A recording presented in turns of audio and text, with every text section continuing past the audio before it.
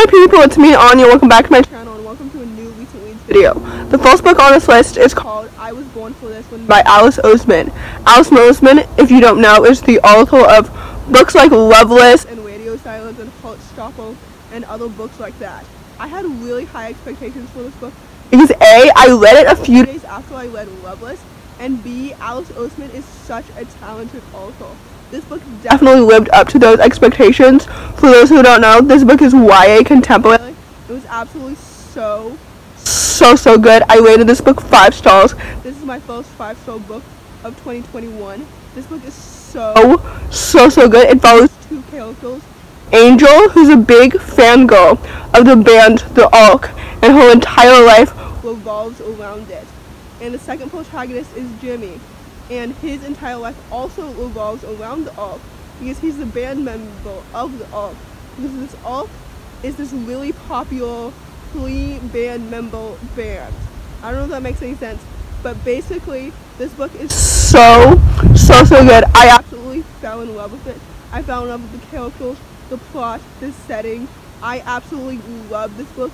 I also really enjoy the representation in this book. Jimmy is trans, Angel is Muslim, and those storylines have nothing to do with that, which I really appreciate because there needs to be more casual representation like this. This book is so good. I absolutely really enjoyed it. So like I said, I gave this book 5 stars. The next book on this list is called A Galaxy of Sea Stars. This book is middle grade contemporary, and I ended up giving it 4 stars because it was absolutely so good. It follows Izzy, who wants everything to stay the same, even though everything's changing around her. This book was so good. It was so wholesome and cute and heartwarming. You know what I mean? This book was absolutely so good. I really enjoyed Izzy's voice because I found her voice and her character development to be somewhat relatable and so realistic.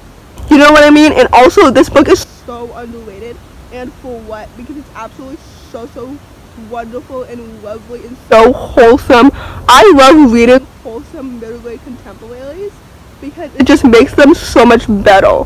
You know what I mean? Like, this book did not feel childish or juvenile or like young in any sort of way, even though it's like middle grade. You know what I mean?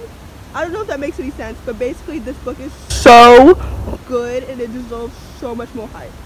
So with that, like I said, I gave it 4 stars, so I would highly recommend it. The next book on this list is called Hold Still, written by LaCour. There's a trigger warning on this book for depression, suicide, and self-harm because this book is YA contemporary and it follows Caitlin and her dealing with the aftermath of her best friend's suicide.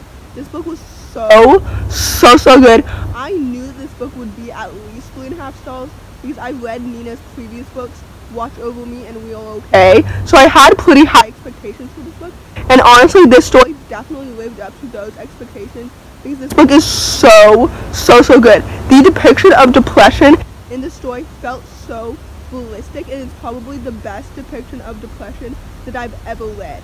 LaCour is such a talented author, and I love that she wrote about such hard-hitting topics in such a delicate, eloquent way. I love this story so much.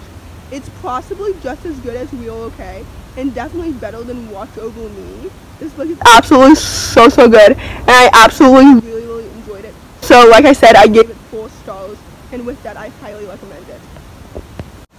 The next book on this list is called The Everclear Kingdom, written by Chupeco. For those who don't know, this is the sequel to Never Kills a World, which I read in December, so it was very recent. And I was very excited for the sequel. And unfortunately, this sequel did not live up to my high expectations because I just didn't love the amount of action that was in the story, and it isn't even the action that I do enjoy. You know what I mean? Like, I do enjoy an action-packed, fast-paced plot. We love to see it. But I felt like in the first one, the action and the character development and the romance was more 50-50 in the first book, and in this book it was more like 70-30. You know what I mean? So I didn't really love that, and I kept reading this book in the hopes that there would be more scenes of like character development and romance and all that fun stuff, but like there wasn't. You know what I mean? So all in all, I ended up giving this book 3 stars. It's not as good as the first one, The first one was definitely better. And yeah, there's that. This was my first disappointment of 2021, but you know, that's how it be. So yeah, I gave this book 3 stars. The first one is definitely better. The next book on this list is called Happily Ever After.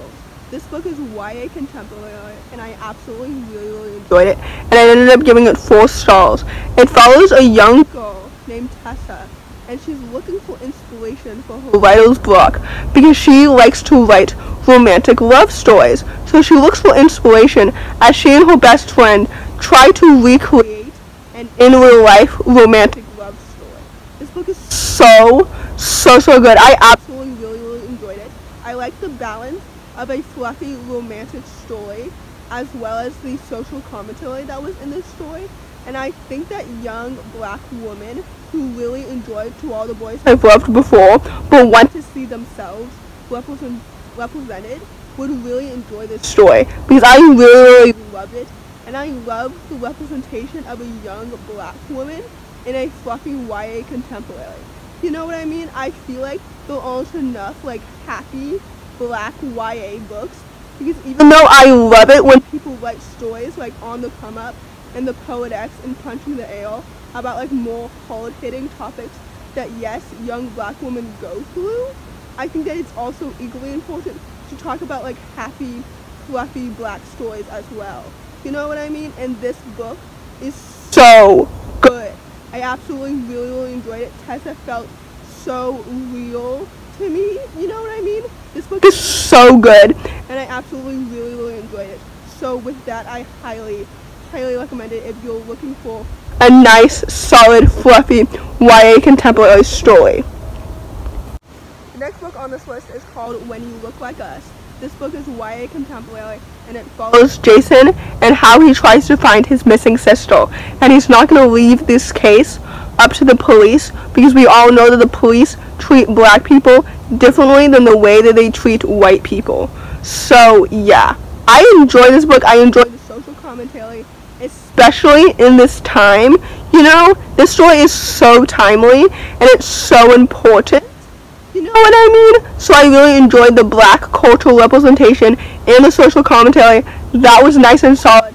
However, I personally felt like I was not emotionally connected to the characters. So things like the romance and stuff like that kind of felt unnecessary to me, just because I personally was more interested in the plot than the characters themselves. But I will say that this book is timely and it is important, especially now in 2021. You know what I mean? So yeah, this book was timely and it was important, but unfortunately I personally was not connected to the characters or anything like that. So that's why I ended up giving this book 3 stars, and that's why I didn't enjoy this book as much as I really wanted to. So yeah. The last book on this list is called P.S. I Miss You. This book is middle-aged contemporary, and it follows a young girl who's writing letters to her older sister who was sent away from their strict Catholic home after becoming pregnant. I really enjoy this story because I really enjoyed the religious representation. I think that queer middle grades are typically more secular, so it's refreshing to read about a religious queer story, you know what I mean? And B, Evie's voice just felt so realistic to me, and it just felt so awesome, and I just really enjoyed her strength and her determination. She felt like such a realistic character. And B or C, I forgot which number I'm on. Basically, this story is so good, and it's so underrated, and for what I really enjoyed as well the sapphic fluffy romance. This book was so good. It was absolutely so lovely and wonderful, and like I said, this book is so underrated, and for what?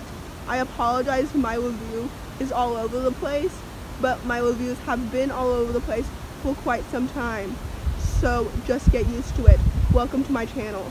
Anyway, this book is so good and it's so underrated, and for what? And I rated it 4 stars, so I would highly recommend it. So, in conclusion, the best book on this list was definitely I Was Born for This, because that book was absolutely so incredible. But unfortunately, the worst books on this list When You Look Like Us and The LaCour Kingdom, because those two books disappointed me the most. So yeah, if you enjoyed this video, please don't hesitate to give it a big thumbs up. Comment down below why you enjoyed it. Subscribe to my channel if you're new, and if you enjoy my content. Thanks for watching, and I'll see you in my next video. Bye!